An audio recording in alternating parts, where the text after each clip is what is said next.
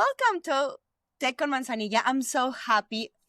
Honestly, it's a dream coming true having Tabitha with me, Tabitha Farrar with I don't want to give a big explanation, but because your time. But however, I want to personally thank you for the immense help did you provide in my recovery journey. I know you didn't know it, but you be with me in all my process, and your book opened the door to full recovery for me and significantly lessened the guilt I felt for having an eating disorder. When I start reading, I'm like, really? I'm not guilty. And it's like, oh. However, it was a turning point that changed my perspective and gave me hope. And I know that happened to many people because in my case, and for sure, like a lot of people is before Tabitha and after Tabitha. So that's something that is an honor to having you here. And thank you for have this time for us. Absolute pleasure. And congratulations on your recovery too. Thank you. Okay, Tabitha, the time is short because it always flies. And I have many questions because I also posted in my Instagram and something. So, of course, all the people that I want to ask this. So hopefully I cover all the questions. I try to, resume them. So I'm going to start with the first one. Your work has been transformative for many, including myself, as I shared. Could you share a bit about your personal journey and what led you to become a recovery coach when you used to do it? Yeah. So I developed an eating disorder at 17, and I was a very body confident teenager. I was strange in that respect. I never had body image issues, but I rode horses and I rode race horses. And race horses are quite young. They started too young, actually. But anyway, there was one little racehorse that I wanted to ride, and I needed to lose like 5 pounds because I'm quite tall. And so I just thought, oh, that's easy. I thought I'll just not eat for a week. And I just did that, and I lost 5 pounds. But then when that was over, I found that I was struggling to start eating again. And that's when my eating disorder started. So it started with restriction, and then it turned into big time exercise compulsion, really, really strong exercise compulsion. And I did that for about 10 years. And it completely took over absolutely everything in my life. And I didn't really do very well in any aspect of my life. Even stopped riding horses, actually. But I never went into any treatment for my eating disorder. I just sort of knew intuitively that there was nothing particularly psychological about it. So I didn't really understand what a therapist could do to help me. And so I didn't even really talk to anybody about my eating disorder ever. And when I decided to recover, I just did what felt like it was common sense. I think that I always, or at least towards the end, I understood that my eating disorder was all about fear. I was scared, and I was scared of gaining weight. And so I was very hungry as well. And I just decided one day I'm going to stop. And I stopped exercise cold turkey. I just completely stopped. That, by the way, is the hardest part. And for those of us with an exercise compulsion, stopping exercise is always the hardest part. But I just did it. I just did it one day, and I just started eating without restriction. And I just binged for weeks. I just ate and did nothing, and I was exhausted. And I wouldn't have done that had I been to a therapist or even spoken to anybody who was a professional about my eating disorder. They would have told me not to do that. They would have told me to speak in hours to therapy, and they would have told me to follow a meal plan, and they definitely would have told me not to binge. But I didn't know any of that, so I just did it. And after, a period of weeks, my mental hunger, thinking about food the whole time, just started to go down, and my body gained weight. And I stopped being afraid, and it just sort of all worked itself out. So anyway, then I got myself recovered, and I was like a much happier person, and I started getting on with my life. But I did start at that point to blog about my recovery. That was more for me. Starting the blog was more for my therapeutic process. And I honestly didn't think anybody would ever read it. I didn't even write it with like other people reading it in mind, really. And then people did start reading it. And I remember once I checked like my Google Analytics and it scared the crap out of me. I was like, oh my God, people are actually reading this. Like not just a few people as well. A lot of people are reading this. And then people started writing to me and asking for help. And so I started kind of helping people. And then I started coaching people, but just sort of in my spare time. I had a full-time job. And then I just got so much like coaching interest that I just started coaching. And I did coaching full-time for a little while. And then I realized that I have a lot of other things in my life that I want to do. And so I don't coach full-time anymore. I just coach a couple of hours a day. And then I wrote a load of books as well. So yeah, that's how I became a recovery coach. Wow, it's amazing. And honestly, it's true what you said right now. Like, when I start my first recovery process, I was 18, something like that.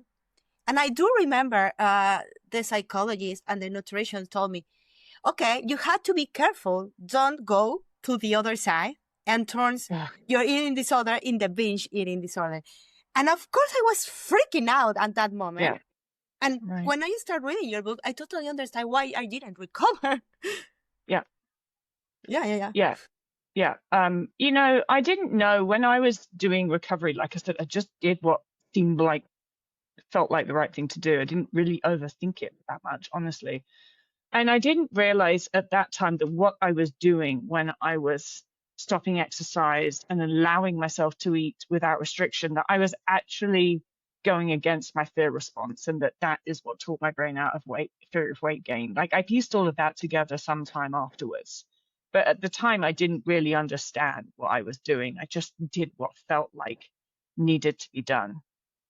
And absolutely, because, you know, when you have an eating disorder, you are afraid of gaining weight. Of course, you're terrified of overeating. Yes. So if you've spoken to a therapist that's even hinted that, you know, maybe you shouldn't just let yourself eat and eat and eat, then I absolutely wouldn't have been brave enough to do that. I would have thought, you know, of course they know better. They're the professional. Of course. And, you know, I absolutely shouldn't. And that's what is the biggest danger, I think, of traditional treatment, is that it sort of colludes with people's own fear of weight gain, and it intensifies their fear of weight gain in many respects, which is so sad, because then people don't fully recover. Yes. And you always live in this quasi-recovery mentality all the time and controlling still your weight, micro-controlling and your thoughts and everything. Oh my God. So I want to ask you something. Maybe this is like simultaneous. So the importance of full nutritional rehabilitations is critical component, but it's like totally different than traditional recovery. Because I don't know why, and that's my perception. In all the Latin culture, we're still very attached to this traditional recovery. Oh, it's not just there; it's everywhere. Yeah, and it's like, oh my God, if you only know, like, if you go with this full nutritional rehabilitation and just let the mental hunger be, everything will change. Yeah, it's very frustrating, actually. I do think it's changing, and I think even in the last 15 years, it's changed a lot. When I first started writing about how I recovered, I was attacked quite strongly when I first started. I actually did then sort of tone it down a little bit, because I was told I was being irresponsible. I still get told that, actually. I got an email telling me that the other day, so that still happens. But, you know, when I first started, I think I cared, and now I don't. So that's a big difference there. But, you know, the treatment providers themselves are very fearful of people gaining weight, which is kind of ironic. And so, you know, any big treatment model, any medical model takes a long time to change. I do think it's changing. I think that 10 years from now, it will be way more changed as well. It's just still frustrating, though. It is frustrating. It is frustrating because a lot of people are stuck there forever. Oh, it's Yeah. years, like take years. And honestly, I think you get tired of trying to recover after so Yeah, many it's years. true. I'm Yeah, done with recovery this. fatigue is the thing. Yeah. So how does malnutrition affect the brain? Yeah, so there's been a number of studies on malnutrition affects the brain, which aren't particularly, we can read about studies and we can talk about studies. It's not particularly interesting, and for most of us, it doesn't necessarily connect. But for example, like I think there's studies that show that something like up to 25% of your brain cells can die when you are in long-term malnutrition. But you say that to people, it doesn't really mean anything, does it? However, for most of us, what we do start to notice things such as a lack of inability to connect well with other people. I often felt like, say, I could be in a room full of people, and these people could be my friends, but I felt often like there was a glass wall between me and everybody else. Like I just felt different, like I wasn't on the same plane as them, like I wasn't on the same level as them. And that changed when I went through recovery. And it was only when I went through recovery and realized that, oh, actually now suddenly I'm in the room with everybody when I talk to them, that I realized that that was malnutrition affecting my brain and affecting how I was able to socialize. I think another huge aspect of this, which again, you don't necessarily even notice when you are restricting and have an eating disorder, is that my sort of ability to be empathetic really changed. And the things that I cared about, the things that I thought were important, changed hugely as well. For example, I prioritized my exercise schedule over everything, including I didn't go to my best friend's wedding because I would have had to not go to a spin class that day in order to attend her wedding, my brain at the time, though, I look back on that now, I'm like, oh my God, that's just so awful. I still can't really believe I did that. I know I did. But at the time, it was like totally justified. I didn't even give it a second thought. Like it was just like, this is a totally justified decision to make. And I didn't even feel like I was missing out, I felt like because I went to my spin class, I felt this is the thing I'm supposed to be doing. I didn't even feel like I was missing out not going to the wedding. I even forgot, I think, that evening. I was like, oh yeah, I was supposed to do that. Like, whereas now I just wouldn't be able, I can't think of anything that would stop me going to a good friend's wedding. I can't think of anything that would get in the way. I'd do everything I could, And so our brain just is this really fascinating organism, but it needs energy to work at full functioning. And when we're not eating enough, it just sort of prioritizes things that are related to survival above anything else. A lot of people will notice that they have no sex drive when they have an eating disorder. That's pretty normal as well. And, it's something that you can live without. Actually, all of these things are things that you can live without. And I think that's the problem when we have an eating disorder. We're like, I'm surviving, I'm doing okay. We can live without being social. We can live without a sex drive. We can live without being particularly empathetic and things like that. But we don't live very well when we're like that. We're not living as well as we could do. We're not as happy as we could be. Sometimes I would convince myself I was happy. I don't need to do those things. I don't need a social life. I'm happy doing what I'm doing. And sometimes that really felt like it was true to me when I had an eating disorder. But evidently I wasn't, because I was also at the same time, contemplating suicide every now and then. So I couldn't have been that happy, could I? Yeah, totally.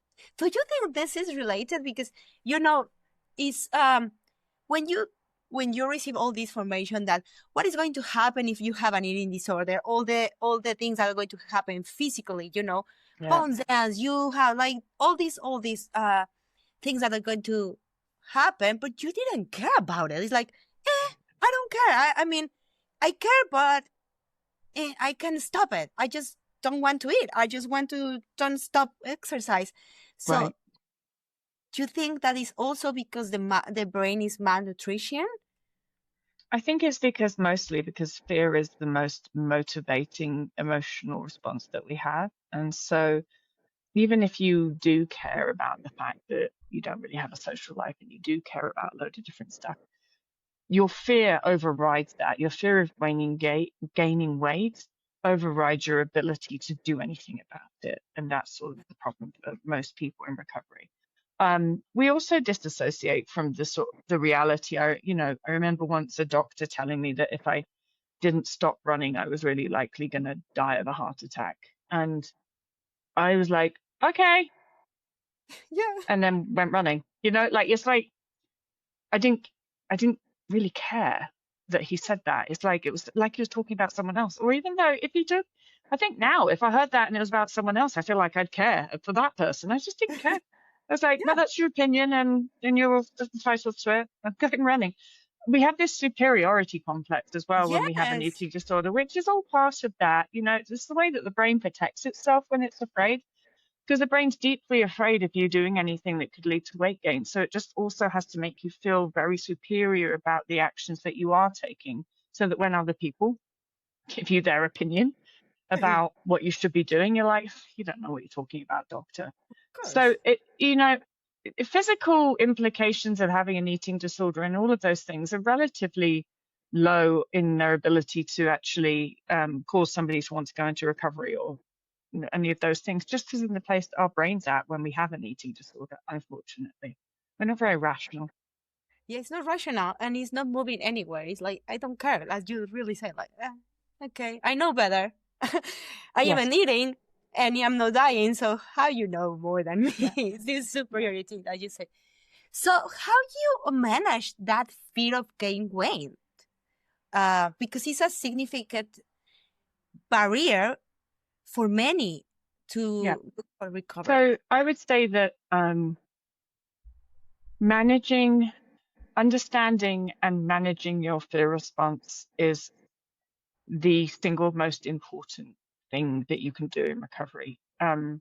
Recovery from an eating disorder is all about managing your fear response, because an eating disorder is a fear response. Eating disorder is a fear of weight gain. It's a phobia type fear. It's really strong. Yes. And so, you can look at all of the things and reasons why you should recover, things that you should, physical stuff, but actually none of that's really important. What's important is you learn how to understand and manage your fear response, because the only thing that makes eating disorder recovery difficult is fear. Yes. The theory is actually ridiculously easy. Stop exercising, stop engaging in body weight suppression behaviors, and eat a load of food. That's the theory. That's all you need to actually do to recover. So that's not particularly complicated. The only thing that makes it difficult is that damn fear response. Yes. Because your brain's afraid of weight gain. So when you stop engaging in body weight suppression behaviors, it has something to say about that. It has a problem with it. And it generates a huge negative emotional response to that. And human nature is to, when our fear response starts kicking off, our nature is to listen. That's a very important design feature, that when our fear response says don't do something, we don't want to do it. That's really good. Like 99% of the time, that's very valid. However, you have to think about an eating disorder as an errant fear response. Your brain is afraid of something it shouldn't be. Unproductive fear response. And a very dangerous one, actually. So in order to recover, we have to be able to consistently override our fear response and deal with the negative emotional tantrum that our brain generates, which people in recovery, when they decide to do that, are generally pretty good at it. It's not as hard as you think it should be. It's just getting yourself to the place where you are willing to disengage with your fear response and willing to override your fear response. When people start to do that, they actually generally do it really well. And, it usually only just takes a couple of times. Like, you think about doing something or eating something or not exercising, and your brain kicks off about it. And then you just go, all right, well, I'm going to do it anyway. And that's the start to sort of controlling your fear response, by not jumping into the tantrum, not jumping into the anxiety, not jumping into the fear, and just going, well, let's just see what happens, brain. I don't know, it might be all right. And if you can approach it like that, you'll then do that thing that you've been terrified of for years. And you'll eat that piece of cake, or you won't do that morning run or something. And then you'll do it and everything will be fine. And you'll be like, oh, well, that was anticlimactic. I thought the world was going to end. I thought I was going to explode. I thought I was going to wake up and be 100 pounds heavier. And everything will just be fine. And you'll be like, okay. And then that gives you confidence, because you're like, I just did something my brain told me I shouldn't do under any circumstances. And it was fine. Nothing bad happened. And then you start to realize that your fear response is just noise. It's just noise your brain generates to try and stop you doing anything. And actually, fear can't hurt you. It only Yeah. exists in your head. There's nothing fear can actually do to hurt you. But you only discover those things when you start overriding your fear response. And you Yes. do it and you're like, oh, nothing bad happened. Guess what? I'm fine. And actually, I feel quite powerful for having done that. And Yes. then you're like, okay. And you just keep doing it. And every time you do it, you get more confidence because you override your fear response. And that's what I mean when I say, actually, when somebody takes those first steps to being willing to do it the first couple of times, then recovery's then usually pretty easy and people are pretty good at Yes. it. It's coming easy. Right? That's true. I think when you have the first decision is the difficult. Once you do the first time, then you hit the second, and then the third, the fourth, and the fifth is going to be easier. But Yeah. the first time that you had to decide, okay, I'm not going to move, just going to stay here, Yeah. is the Yeah. difficult. And for many of us, it can actually come to get quite enjoyable overriding our fear response. It can make you feel, like I said, powerful, and it can make you feel like you actually back in control of things and enjoyable.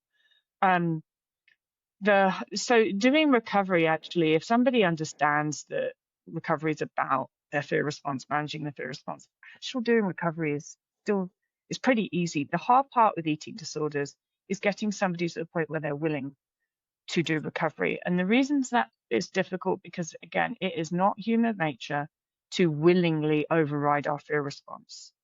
It is human nature to, when our fear response says don't do that, it's our nature to run away. And that's a really good design feature. But that is the crux of why eating disorders are so difficult. That's the crux of why we all get labeled uncompliant or resistant to recovery or anything like that. We're not uncompliant, we're not unresistant, we're not unmotivated, we're just afraid, and it's really normal to not want to do the thing that you're afraid of. Yeah, and now you mentioned, I do remember lots of times that people told me, because I've been like 25 years doing with anorexia, and people told me, why you don't want to recover? And I said, I want to recover. It's not that I don't want to, but I don't know how. Just tell me how, because I don't know how. And honestly, I mean, I recovered with Victoria Kleinman, so you know her well. And the first thing when we chat, she told me you had to buy the Tabitha book, and I start reading it, and I think you mentioned something about about fear, and you start talking about how big is this fear and it's real, but you had to confront it and you have to step on it. And it's the first time that I feel validated about that fear. Yeah. Yeah. No, it's huge. That's why I describe it like a phobia level of fear. When we think of someone has a phobia, it's this massive fear, and it really is like that. And also when we use the word phobia, we usually think of it as like, oh, it's just an irrational fear. It's being afraid of something you don't need to be afraid of. And that's really important too, because that's what an eating disorder is. You're afraid of something that you don't need to be afraid of. There's no rational sort of fear in there.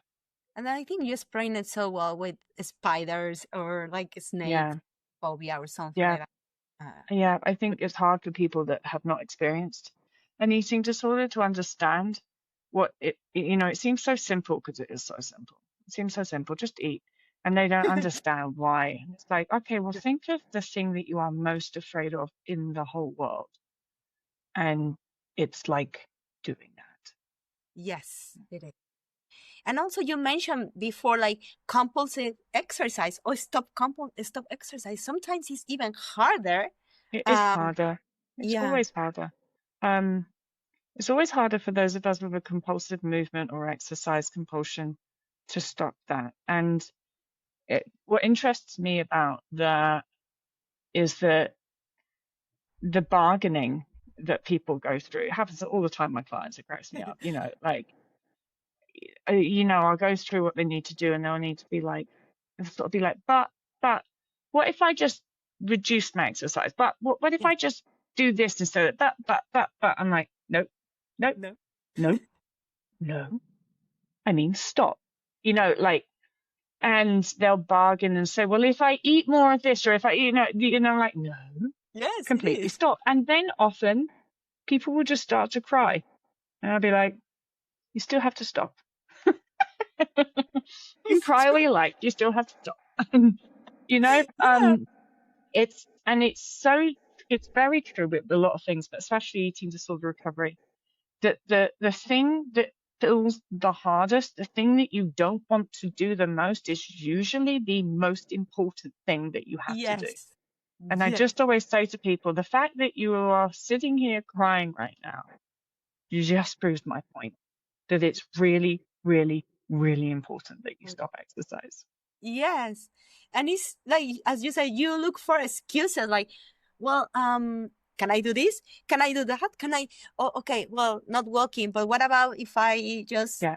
move my foot? Like, no. Yeah. And then people start with but I'm really worried that it'll be really bad for my mental health if I can't Yeah. exercise. I'm like, oh, well, you can't exercise. Yeah, because it's already bad. Yeah. I'm not going to be You're already worse. crazy, so I don't know what Yeah. difference it's going to make. Yeah, or I don't know, like there in my case, there is a lot of people that you never realize how much your body needs to stop until you stop it. And I Yeah. think you mentioned it a lot. Like I think you were like realizing after many years you're running, and you say like, "Oh, thank God, I don't have to wake up for running."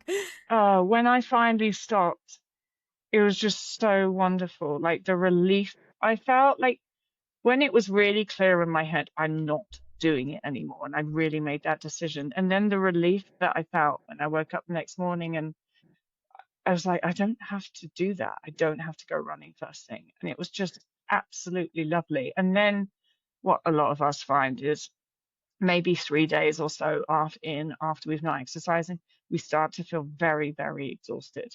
And Yes. that's sort of helpful, because then you're not fighting not exercising anymore. No. You are so exhausted you can't even fathom Yes. exercising. And so that's always helpful when that kicks in as well. And I always say to people, you were always this tired. Your body was blocking it. You were blocking it. You were always this tired. Yeah. And they're like, wow, I was really tired. Yeah. Yeah, it was. And I do remember like my body was sore. Oh, my body was so sore. Yeah.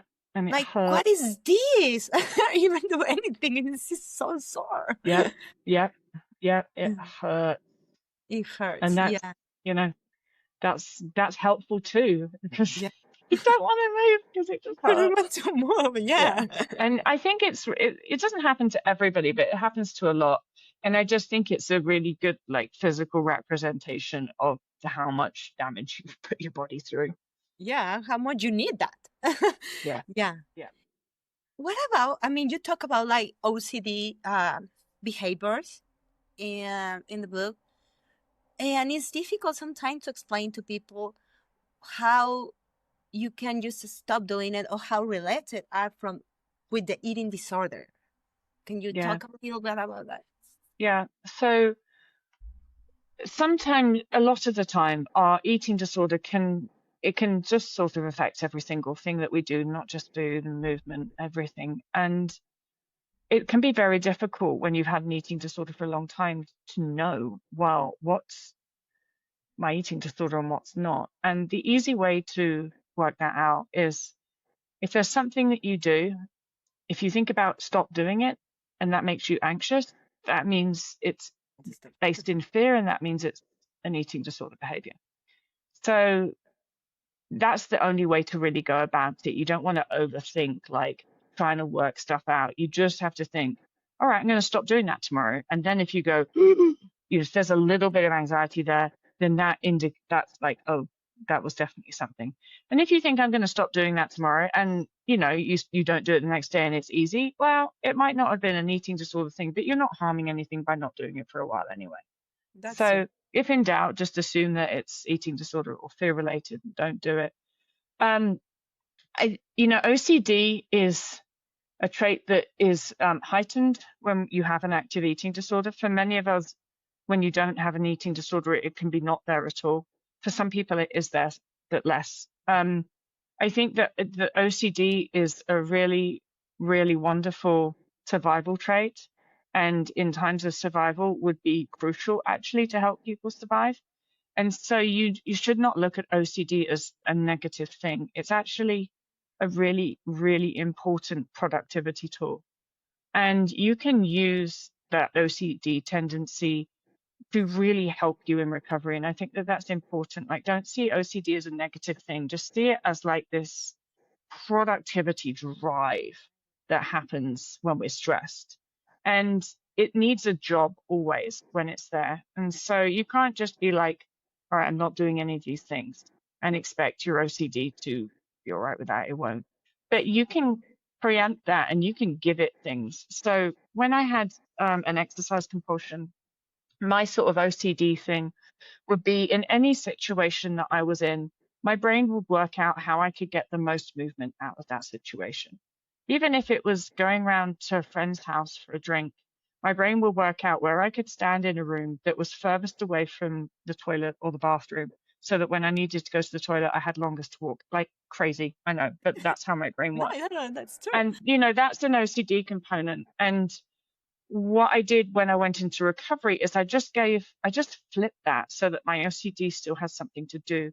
So instead I was like, my mission is to be as lazy as possible, to move as little as possible in this circumstance. How do I achieve that? It's like I played a game. And part of that game would also be like, okay, well, I need to go and get a glass of water because I'm thirsty. But actually, I'm going to see if I can get someone else to get it for me, like as part of the game, so I don't even have to I move. love that. Yeah. And it just gives that part of your brain that needs something to chew on and needs to be buzzing the whole time, it gives it something to do. And you should also do that with food related stuff. So another OCD thing is often we look at food and boom, you know exactly how many calories are in it. Like it's just that part of the brain that's churning and trying to be helpful. And so you have to not get mad at it and be like, oh, thank you very much. Now you're going to help me choose the food with the most calories in it to eat. And you give it something to do over and over again. OCD can be a very, very useful component in recovery. And I think above all else, what I did with my OCD was when I identified that I was afraid, it's like my OCD would not let me get away with not challenging the fear. Like I became obsessive about challenging a fear response once I'd recognized it. So, I might sort of think of something and then my brain would go like, oh no, you can't do that. And then sometimes it'd be like, oh, I can't really be bothered to challenge that. And then my OCD would be like, yeah, but you have to. You can't just let it win. You can't let it get away, and it wouldn't leave me alone until I actually challenged it, which could be really helpful in recovery too. I love it because it's like, I don't know what happened with our brains, but everything turns in numbers, right?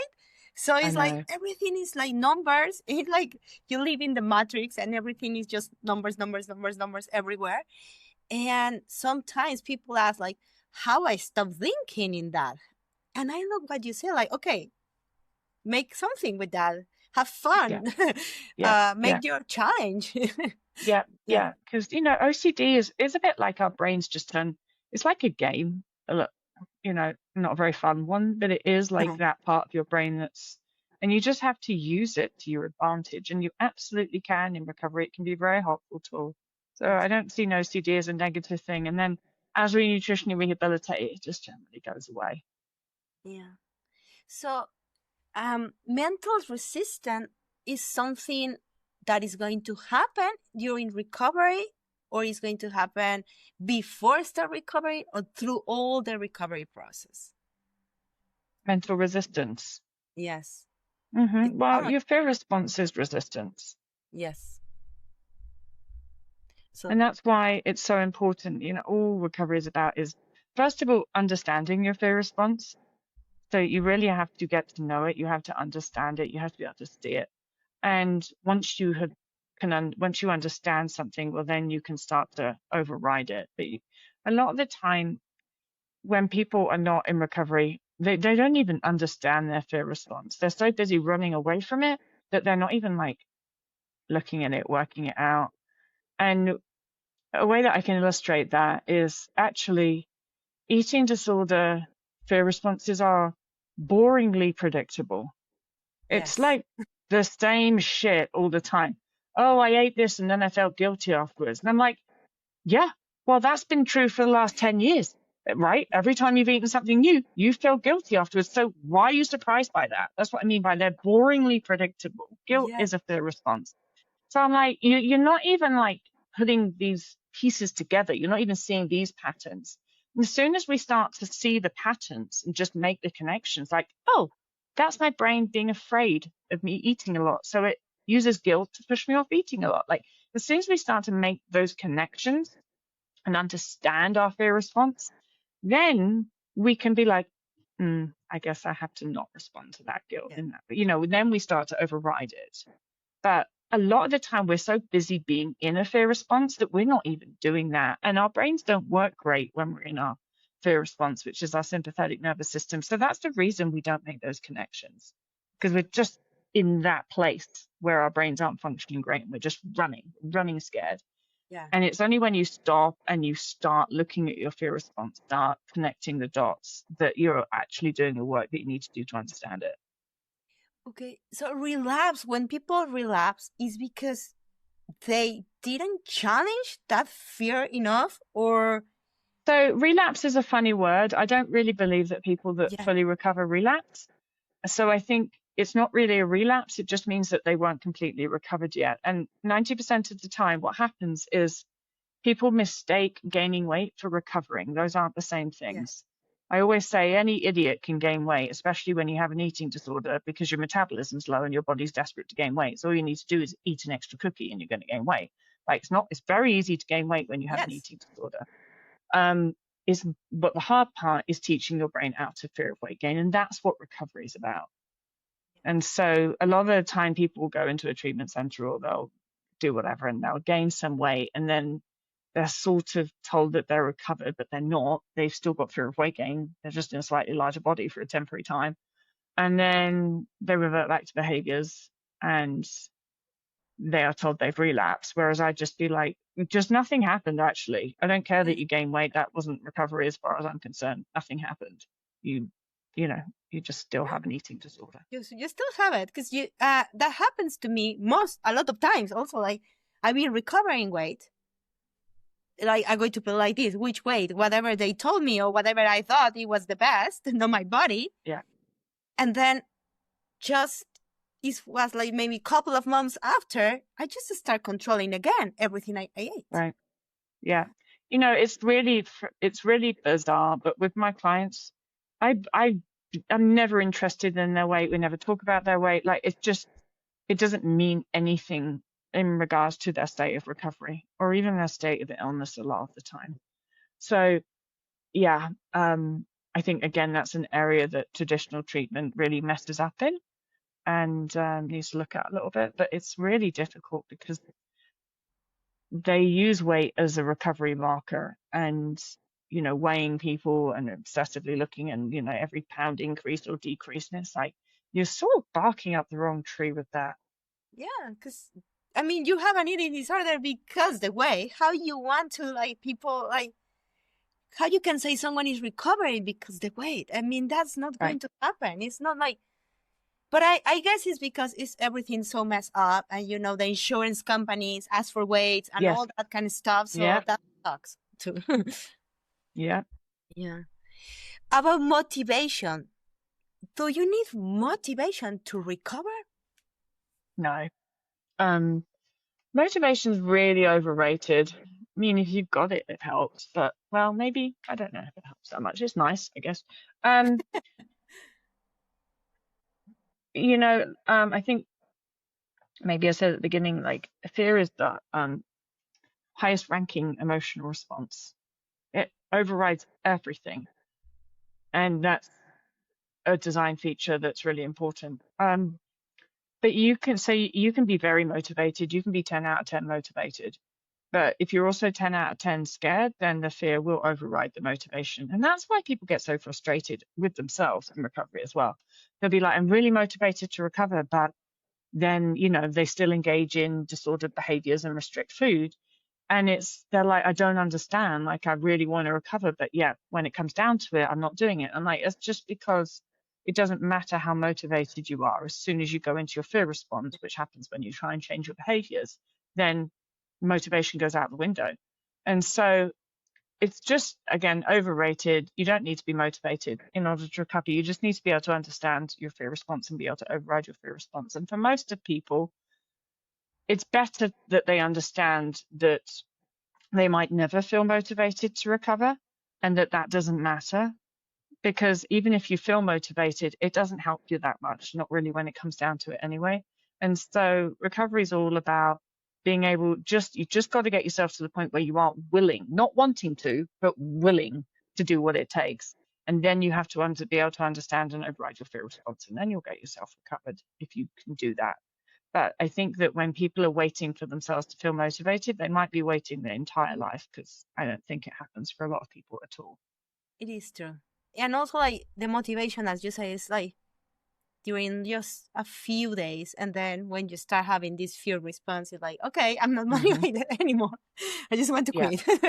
So that's true. And it's like, then you have to, I don't know, like, it's so sad. And I know that we shouldn't say so many things, because some therapies are really good or something, like they are really helpful. But in my opinion, and when I just start working with Victoria, that she's a coach, and then I turn in a coach too, it's like, it's something missing. And what's the beautiful thing that I found in your book, you found that it's like, okay, it's not about just what you feel or what you think. It's not your brain. It's like you have to eat, like confront your fear, and then it's going to be okay. As you say, it's very simple. Yes, it's very simple. When we're afraid, it's another fear response. That when we're afraid, the brain, in order to stop us doing the thing that we're afraid of, the brain makes that thing seem really complicated. Yes. It's not. That's a fear problem. And so, but the problem there is that people go, this is too hard, I need help, or maybe I need therapy, and then they just start doing something that's very unproductive for a number of years, unfortunately. Yes. So if we can, I don't know, like, it's hard to say it, but resume, what are the most important things that people need to understand to recover from an eating disorder? You have to understand that your eating disorder is 100% about fear, nothing else. Don't let anybody tell you it's about control, or that it's about abuse as a child, or it's about the fact that you don't feel loved, or like all of those are just complications. It's 100% about fear, and recovery is absolutely about understanding and overriding your fear response and teaching your brain out of your fear response. And keep it that simple. Don't allow it to morph into being about anything else, because that then just takes you on a sidetrack. And additionally, understanding that recovery should not take a particularly long time if you are working against your fear response consistently, because the brain learns very fast. And so the hard part for a lot of people in recovery is the degree to which we have to be consistent. We have to consistently do the things that we're afraid of, not just in the evening, not just a couple of times a week. It's not just about taking a challenge food on a Tuesday evening. Like, it is consistently. It is every time you think of food, you have to go and eat. Every time you eat, you have to eat something that's scary. You cannot exercise at all. Like, we have to be so consistent. But the beauty of that is that the brain learns by repetition and frequency. And so the brain will start to build neural pathways that teach it out of that fear response really fast.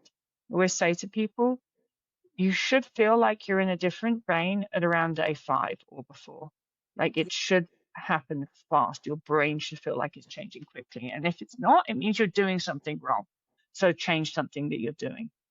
And, the joy of that short feedback loop is you've not got somebody doing something for months and months and years and then going, oh, nothing's changed, it hasn't worked. Like, we need a short feedback loop. The brain is very quick at learning. If we are teaching it something, it should learn it quickly if we're repeating and we are frequent enough. And if it's not learning, it doesn't mean that your brain's stupid. It means that your training is problematic, and you need to look at, how am I still teaching my brain that I'm afraid? How am I still acting like I'm afraid? You have to look at that, and you have to change that. And so it's quite simple in that respect. There's no kind of like magic, like in therapy. It's like, well, this might work and it might not work, but we'll try it for 5 years and see what happens. There's no kind of magical thinking around that sort of thing. It's like, you do these things and your brain will learn. In the same way, if we like go to school, if you read the textbook, and you keep on reading it, your brain will learn, like that. If you don't read the textbook, I guess it won't learn. Yeah, totally. It's reachable. I mean, recovery is reachable when you're looking in Yes. that way. Because in other ways, like, okay, I can talk about my infancy. I can talk about all my problems. I come to here to talk about all my problems, but I never talk about my fear. Right. If you are consistently addressing the core of your fear response, your brain will learn, and it will learn quickly. And so, yeah, that's important, I think, for people to understand. Okay, Tabitha. So, because look at the time, so do you have any last thoughts or something that you would like to share, like your last thoughts? I think the hardest thing of everything to do with eating disorders is getting people to the point where they're willing to recover. And I talk to a lot of parents, and I'm like, let's just start, like, what can I say to my child that will get them to want to recover? And I'm like, absolutely nothing. There is nothing. You can't make a person recover when they don't want to, at the end. That doesn't mean that you can't try and influence them positively towards recovery. You can, but you can't force recovery on anyone. It doesn't work if you try. And I think that the majority of people who are not in recovery, we get into this sort of mindset where we don't think that being recovered would be better than having an eating disorder. And that's a protectionary thing that our brains do when our brains are afraid. Oh, if you're afraid of anything, it'd be like, no, I'm fine here. You don't have to do that thing that you're afraid of. It'd be awful, and you wouldn't even enjoy, and it's difficult to convince anybody that that's true, that it's actually true that your life will be better if you get yourself recovered. And it's only when you get recovered that you start to feel that, and you're like, wow. And it's sometimes hard to describe how much better your life is when you get yourself recovered. Almost in every aspect, it's like you have your life back because you don't have your life before. Exactly. And for me, the most profound things are often the smallest things. Like, it's not like big, massive things. It's just small things, like having really close friends that I can talk to that really are close friends. I just felt like I didn't have that when I had recovery, and I would convince myself, no, I've got good friends, but they weren't really. It was just all just barriers up and things like that. And just wonderful little things. Like, actually this morning, it's snowing here today in Colorado, and I own a farm and I breed horses. And this is right in breeding season in April, and breeding season can be really busy. Lots of, great things, foals, like all really good, but it can be really busy.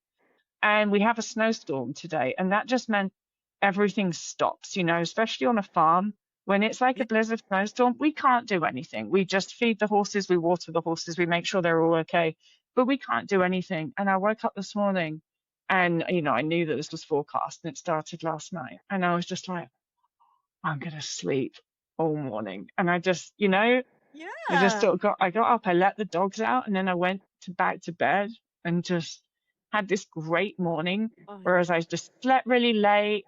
And then, I got cups of tea and had breakfast, and I just sort of like lay on my couch eating breakfast with my little dog, and just, shopping for horses on the internet, which I shouldn't do. But, and when I had an eating disorder, I would never let myself just have an opportunity to, what? I could get away with doing nothing today. I'm going to do that. Never. And it's just small things like that can just bring you so much joy. And, sitting to watch a movie. I mean, I think I never do it before, like sitting and only, because I was the only one, like, I can bring the popcorns, I can bring the sodas.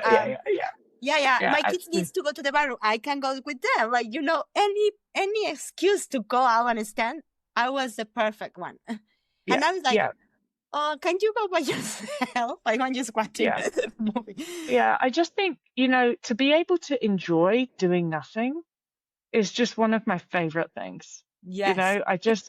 And I could never, when I had an eating disorder, I was so terrified of having time to do nothing. I was really scared of it. And that just things like that, which are difficult to describe.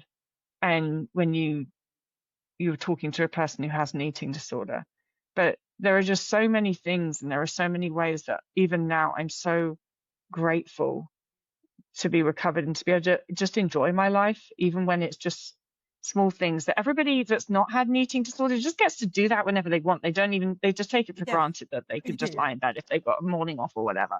But like when you have an eating disorder, you just can't do stuff like that. And so it still feels to me like this is just really great that I can do things like this whenever I want. And you say it's so beautiful. Like it's just the small things, because for sure the big one is like everybody expected, but the small things and the peace that you can have laying down in your bed. The peace. Yeah. It's like, that doesn't have cost.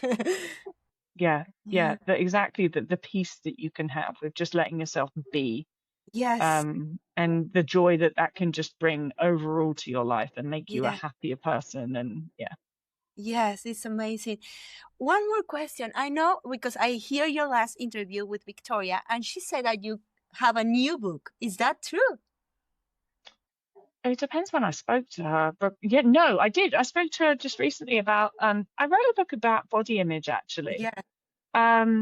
Because they're slightly different issues. Like eating disorders and body image often go together, but actually sometimes they don't. And people can sometimes recover from their eating disorder but still have negative body image. So I just wanted to address how to recover from negative body image, so that even if you don't have an eating disorder and you have negative body image, you can do that. And if you do have an eating disorder that you recover from, and then you still sort of have some negative body image stuff, that you then can, that addresses how to do that. This, again, it's quite simple. It's basically the same stuff, that negative body image is taught to our brain. And if you want to stop having it, you have to stop teaching your brain that you don't like your body. So you have to start acting like you like your body, is the synopsis, Yeah. I don't remember, like always Victoria told me, okay, you don't want to wear that, wear it. I don't care. Wear it 1 hour and then wear it 2 hours and then wear it and go to the corner, and it's like, okay. Yeah. Okay, well, I love that. I didn't read it yet, but for sure it's going to be my next pick, and I'm going to read it. Thank you so much, Tabitha. It's been lovely to talk to you. Yeah, it's been pleasure to talk to you too. And if I can, I will hug you, because I'm Mexican and I love to hug. So of course I want to hug you like that, but I can't. Lucky you. But I'm very happy, and it's really, really, this experience is made. We talk about how grateful we are to be recovered, but that today is like something I had to be grateful. So because I recover, Victoria helps me, but you help me too. And it's like now having, like, sitting in front of you is like everything is worth it. And like, thank you. And also, you're helping people in the Spanish community, it's really huge. And, that's kind of how it works. And that's why coaching is so fabulous, because like so many different people from different life experiences and different places can then also help people that Yes. And your book is in Spanish, so there is because I also have talked with Miriam, that she translates the book. It does fantastically, wonderful. Yeah, she's fantastic. So she's like, oh my god, I interviewed her too. So oh, brilliant. Yeah. So I'm very thankful to her as well for doing that. It's just great. She's great. She did such a good job. I love it. Mm-hmm. Which I wouldn't know, because I can't speak Spanish, so I don't know. But no, it's amazing. Well, I don't know. The other day I was measuring the books. Crazy me. Because I have the Spanish, I have the English version. And I don't know why the Spanish is smaller than the English one. Yeah, I don't know, because I can't speak Spanish. But I'm trying to learn. But it's amazing. It's really she translated itself out, of course. Yeah. Yeah, it's fabulous. Thank you so much. Have a beautiful, it's night almost. Snow night over there. Enjoy your calm.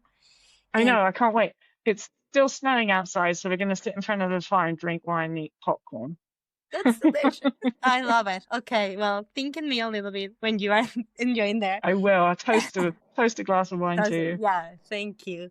Have a good evening. Thank you for being here. Thank you. I'm going to say something in Spanish, just the people know. Si quieren ir a la entrevista en español, vayan a YouTube, en Spotify va a estar en inglés. Gracias por escucharnos el día de hoy y la verdad es que ha sido un lujo y bueno, como pueden ver, estoy más que feliz. Gracias, nos vemos en el otro episodio. Bye.